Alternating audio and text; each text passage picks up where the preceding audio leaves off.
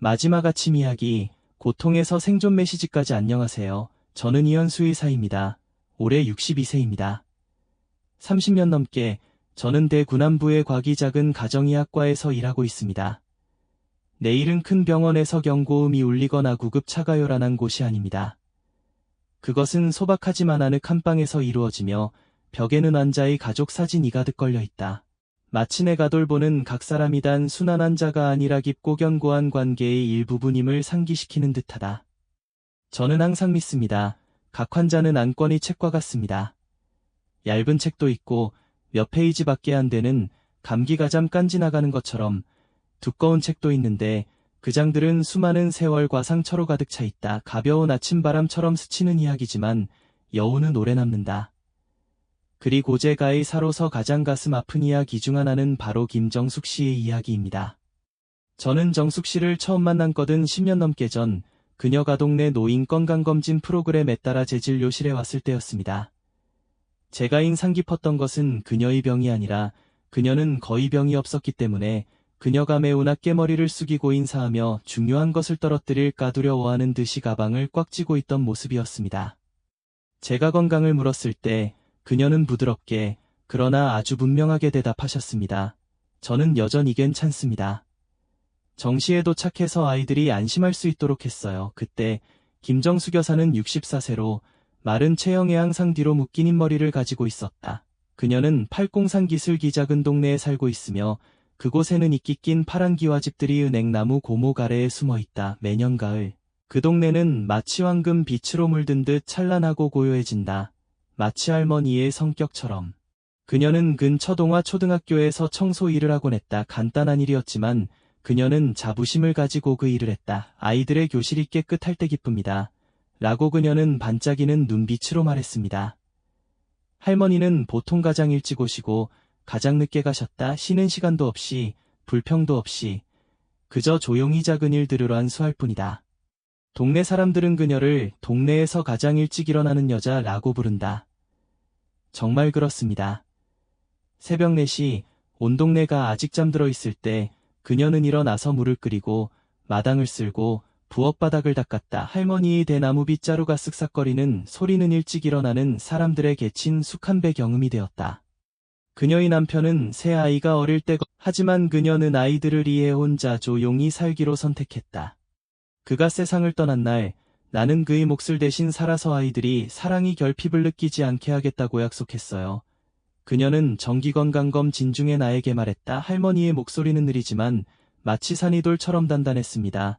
수많은 혹독한 겨울을 견뎌낸 것처럼. 동네 사람들은 그녀를 강철김 할머니라고 부른다. 하지만 가까운 사람들은 모두 알고 있다. 단단한 에모디에는 부드러운 마음이 숨겨져 있으며 특히 막내 며느리의 딸인 손녀은 비르리에서다. 그녀의 딸이 이혼했을 때 그녀는 처음으로 이렇게 말했다. 그냥 애를 저랑 살게 해주세요. 나는 아직도 힘이 남아있어. 그때 할머니는 67세였다. 6개월 때부터 은 비는 할머니와 함께 살았다. 두 할머니와 손녀는 방 2개와 작은 마당이 있는 작은 집에 살고 있다. 하지만 매일 아침 지나가는 사람들은 따뜻한 장면을 보게 된다. 김할머니가 손자를 안고 죽을 끓이고 머리를 쓰다듬으며 달래거나 아침 우유를 정성껏 끓이는 모습. 아이가 더 커지면 할머니는 아이에게 옷을 개고 이를 닦고 단추를 채우는 법을 가르치며 항상 이렇게 말씀하셨습니다. 무엇을 하든지 항상 깔끔하고 깨끗하며 다른 사람에게 친절해야 해. 한 번은 제가 할머니께 농담 반 걱정 반으로 물었습니다. 이 나이에 어린아이를 돌보시느라 힘드시지 않으세요? 할머니는 웃으며 손자의 머리를 쓰다듬었다. 피곤하긴 해. 하지만 그 아이 덕분에 나는 젊어지는 기분이야. 매일 조금 더 일찍 일어날 이유가 있다. 그 사랑은 시끄럽지 않다. 그것은 깨끗하게 빨아놓은 손수건, 매일 아침의 향기로운 죽 한 그릇, 아이를 학교 정문까지 배웅할 때의 다정한 눈빛에 담겨 있다. 누군가가 이렇게 말한 적이 있다. 할머니와 손자는 세대가 다른 것이 아니라 마치 같은 노흡을 공유하는 친구처럼 보인다. 정말로 그렇습니다. 매일 아침 김할머니는 4시에 일어납니다. 마당을 쓸고 아침을 준비하고 손자의 책을 다시 확인하고 손자의 머리를 단정하게 묶어준다. 정확히 7시 10분 두 사람은 손을 잡고 집을 나서 작은 골목길을 지나 초등학교 정문 앞에 멈췄다. 은비가 돌아서 손을 흔들었다. 할머니, 저 돌아왔어요. 고구마 전 먹어요. 그리고 할머니는 항상 대답하셨다. 응. 할머니는 너 돌아오기를 기다릴 거야. 아주 아름다운 모습이어서 지나가는 사람마다 미소를 짓는다. 하지만 아무도 몰랐다. 그것이 마지막 아침이 될 것이라는 것을. 그날은 봄날의 아침이었고 공기는 맑고 부드러운 햇살이 기와 지붕 위에 고르게 퍼져 있었다. 동네의 은행나무가 싹을 틔우기 시작했다.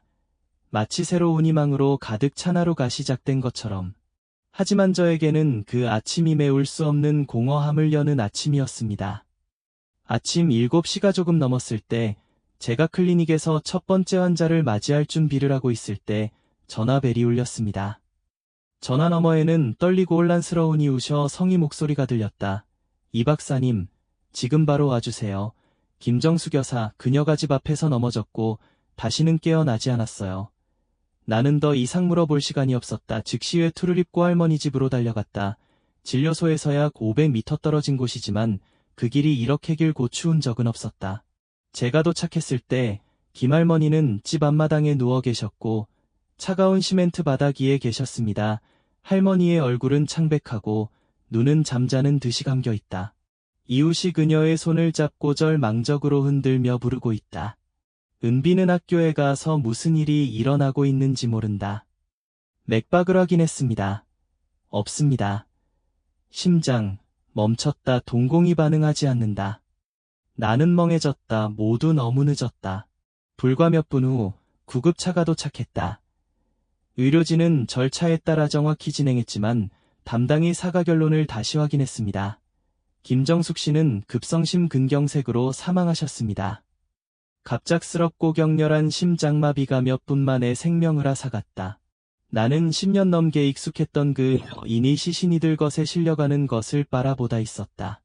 할머니, 동네에서 가장 일찍 일어나는 할머니, 손녀가 가장 사랑하는 할머니, 손자를 위해 아침을 준비하던 중 세상을 떠났다. 작별 인사도 없이. 며느리 와의 만남, 큰이문을 불러일으키다 장례식 이틀 후 막내 며느리이는 비의 어머니가 진료실에 찾아왔다. 그녀는 눈이 부풀고 빨갛게 충혈된 채로 너무 많이 울어 서목소리 가신 채로 들어왔다. 이 박사님, 이해할 수가 없어요. 어머니는 매우 규칙적으로 사십니다. 엄마는 식사를 조심스럽게 하시고 담배를 피우지 않으며 술도 마시지 않고 정기적으로 검진을 받으셨습니다. 어떻게 그렇게 갑자기 떠나실 수가 있죠? 우리가 뭘 잘못했나요? 저는 그녀에게 앉으라고 권하고 따뜻한 생강차를 따라주 누부드럽게 물었습니다. 그날 아침 모든 일이 어떻게 시작되었나요? 그리고 나서 하나하나의 새 부사항이 드러나기 시작했다. 평범해 보이는 것들이었지만 연결해 보니 위험시 녹아되었다. 김 여사는 평소처럼 오전 4시에 일어났다. 물을 마시고 마당을 쓸고 주방을 닦았다. 6시 가까이 할머니는 온수기를 켜고 날씨가 아직 쌀쌀할 때 일찍 샤워를 하셨다. 그 후 화장실에 꽤 오랫동안 들어갔다. 며칠 동안 변비가 있었기 때문이다. 약 7시쯤 할머니가 손자를 깨우고 교복을 입히고 함께 가벼운 아침을 먹었다. 손자를 문 밖까지 배웅하며 익숙한 말을 했다. 할머니는 너를 기다릴 거야. 그리고 몇 분 후 할머니는 집 앞에서 쓰러지셨다. 저는 조용히 있었습니다. 머릿속에 뚜렷 한현 관성이 떠오르기 시작했다. 내가 읽고 듣고 하지만 현실에서 이렇게 명확하게 본 적은 없는 이연 모델처럼. 토이 호이라이, 제가 다시 물었습니다. 할머니는 자주 아침에 목욕하시나요? 며느리가 고개를 끄덕였다. 네, 엄마가 말씀하시길 목욕을 하고 나면 정신이 맑아져서 집안일을 할 수 있다고 하셨어요. 하지만 그날은 며칠 전보다 날씨가 더 추운 것 같았다. 나는 깨달았다. 빈속에 뜨거운 물로 목욕하고 너무 일찍 일어난 흡연비에 걸려 화장실에 오래 앉아있는 것. 이러한 모든 요소들이 아침에 겹쳐져 노인의 심혈관계가 그 어느 때보다 약해지는 시점입니다. 김할머니의 죽음은 병리적 원인이 아닙니다. 오히려 건강하다고 여겨졌던 일련의 습관들 때문이었지만 노화와 함께 그것들은 조용한 함정이 되었다. 김정숙 씨의 죽음 이후 저는 예전처럼 안심하고 의사로서 일할 수 없게 되었습니다. 며느리는 여전히 라는 질문에 사로잡혀 있다. 저는 한 가지의 문을 품고 있습니다. 김여사처럼 좋은 습관을 가지고 살아가는 노인이 얼마나 될까요? 하지만 사실 그들은 점점 돌아오지 않는 아침으로 향하고 있습니다. 저는 지난 2년 동안이 갑작스러운 가정 내 사망 사례 기록을 다시 열기로 결정했습니다. 결과는 저를 소름 끼치게 했습니다. 무서운 공통분모, 78세의 건강한 노인이 매일 아침 조깅을 자랑하곤 했다. 집을 나선 지 5분도 안 되어 길에서 쓰러졌다. 결론, 온도와 혈압이 급격한 변화로 인한 뇌졸중. 81세 할머니가 겨울 아침에 방금 뜨거운 물을 몸에 부은 채로 욕실에서 돌아가셨다. 할머니는 혼자 사셨다. 아무도 저녁까지 몰랐다. 원인, 열사병으로 인한 심정지. 74세 남성이 화장실에서 사망한 채 발견되었습니다. 그는 오랫동안 변비에 시달렸지만 나무에게 도말하지 않았다. 아내가 계속해서 부르는데도 대답이 없자 그녀가 문을 부수고 들어갔을 때 그는 이미 숨을 쉬지 않고 있었다. 셋 다 중증 질병 병력이 없었다. 그들은 고혈압이 없고 만성심혈관 질환이 없으며 여전히 스스로를 돌보고 종종 모범적이라고 불린다. 모두 아침에 떠났다. 모두가 자신이 건강하게 살고 있다고 생각합니다. 노인에게 아침에 가장 큰 세 가지 위험 자세히 분석한 결과 나는 그 사망 원인의 세 가지 주요 요소가 있음을 깨달았다. 모두 아침 습관과 관련이 있다. 1. 공복에 운동하기. 하룻밤 동안 에너지를 공급하지 않으면 혈당이 낮아집니다. 젊은 사람의 경우 몸이 스스로 조절할 수 있다. 하지만 노인에게는 심장관의 가십계의 에너지가 부족해져 저혈당, 의식상실, 심지어 심근경색에 이를 수 있습니다. 김할머니는 4시에 일어나서 마당을 쓸고 집을 닦고 목욕하고 화장실에 가셨습니다. 아무것도 먹지 않고 할머니의 심장은 빈배해서 전력으로 일해야 했습니다. 이 자세와 온도의 급격한 변화, 잠에서 깬 후 너무 빨리 일어나면 혈액이 제대로 순환되지 않아 혈압이 급격히 떨어져 어지럽거나 쓰러질 수 있습니다. 추가로 뜨거운 욕실에 들어갔다가 차가운 공기 속으로 나오는 거슨 혈관을 심하게 수축시켜 심장이 적응하지 못하게 만듭니다. 결과는 뇌졸중이나 급성심부전일 수 있습니다. 길거리에서 쓰러진 노인은 전형적인 예입니다. 몸이 아직 데워지기도 전에 심장이 대대안으로 압박되어 작동하게 되었습니다. 마치 오래된 기계 가과속으로 달리는 것처럼. 3. 화장실에서 힘껏 눌렀다. 이것은 많은 사람들이 생각하지 않는 일이지만 실제로 매우 위험합니다. 노인이 변비로 인해 힘주어 배변할 때 흉곽과 복부의 압력이 갑자기 증가하여 심장으로 가는 연류가 감소합니다. 그 후 압력이 급격히 떨어지면 서심장이 조절하지 못해 심정지가 발생했으며 이를 발살바증후군이라고도 합니다. 김 여사는 그날 아침 화장실에 거해 20분 동안 앉아 있었다. 저에게는 비슷한 죽음을 너무 많이 목격한 의사로서 그것은 더 이상 작은 새 부사항이 아닙니다. 겉보기에는 맞는 것 같은 습관들이 사실은 조용히 사람을 죽인다 생각할수록 더욱 가슴이 아프다. 김할머니와 같은 노인들은 전혀 잘못이 없다. 그들은 게으르지 않고 방종하지 않는다. 그들은 단지 잘 살고 자립하고 깔끔하게 살려고 노력하고 있을 뿐입니다. 사회가 칭찬하는 방식으로 일찍 일어나는 것이 좋다. 자기 일을 스스로 해결해 자식들에게 폐를 끼치지 않는 것이 좋다. 적게 먹고 열심히 운동하는 것이 좋다. 하지만 아무도 그들에게 가르쳐주지 않았다. 잘 사는 것은 그 나이에 맞게 자신이 몸에 맞게 사는 것이다. 아무도 그들에게 70세가 지나면 심장이 더 약해진다. 몸이 더 빨리 탈수된다. 배고픔, 갈증, 피로감 예전만큼 뚜렷하지 않다. 그리고 죽음은 너무 빨리 일어나거나 너무 일찍 목욕하거나 화장실에 너무 오래 앉아있는 것만으로도 올 수 있다. 죽음 이후 변화의 시작. 김정숙 할머니의 이야기를 듣고 나서 저는 더 많이 듣고 더 자세히 묻고 더 많이 나누는 사람이 되었습니다. 매번 할아버지, 할머니가 재진하러 오실 때마다 저는 더 이상 식사는 맛있습니까? 이동은 편합니까? 라고만 묻지 않습니다. 저는 물었습니다. 할아버지는 매일 아침 몇 시에 일어나세요? 청소하기 전에 무엇을 드세요? 아침에 샤워하시나요? 아침 식사 전에 아니면 후에? 일어날 때 어지러움을 느낀 적이 있나요? 그리고 나서 나는 조언했다. 의사의 목소리가 아니라 마치 부모님께 이야기하듯이 노인의 개항상마라는 6가지 사항 1. 잠에서 깬 직후에 벌떡 일어나지 마세요. 침대에 2에서 3분 더 누워 있으세요. 부드럽게 기지개를 켜 곧깊게 숨을 쉬고 나서 천천히 일어나세요. 일을 시작하기 전에 따뜻한 물 한 잔을 마신다. 차갑게 마시지 마세요. 너무 가득 차지 않게. 150에서 200ml의 따뜻한 물만으로도 혈액을 이석하고 몸을 깨울 수 있습니다. 3. 활동을 시작하기 전에 가벼운 간식을 먹는다. 한 조각이 빵, 몇 조각이 감자, 약간이 우유, 심장에 에너지를 주기 위해. 4. 아침 샤워를 미루세요. 필요하다면 따뜻한 수건으로 몸을 닦기만 하세요. 가장 좋은 것은 점심 식사 후에 목욕하는 것입니다. 날씨가 따뜻하고 몸이 안정된 상태에서요. 5. 화장실에서 힘주지 마세요. 변비가 있다면 보조식품이 나가 겨우약을 사용하세요. 변기에 10분 이상 앉아있지 마세요. 6. 아침 식사를 한 후 운동하세요. 아침에 빈속으로 걷지 마세요. 특히 겨울 아침에 가벼운 운동만 하세요. 오래 살려면 천천히 사세요. 마지막 유산 김할머니가 돌아가신 지 7주 후 집에서 추모식이 열렸다. 그날 바람이 잔잔하고 집 앞에 벚꽃잎들이 조용히 떨어지는 모습은 마치 조용히 땅에 닿는 끼어 게으름 같았다. 나는 도착했다. 마음속에는 여전히 아쉬움이 남아있다. 하지만 이번에는 슬픔만이 아닙니다. 막내 며느리이는 비의 어머니가 간 소한검은 새 옷을 입고 할머니의 제단 앞에 서 있었다.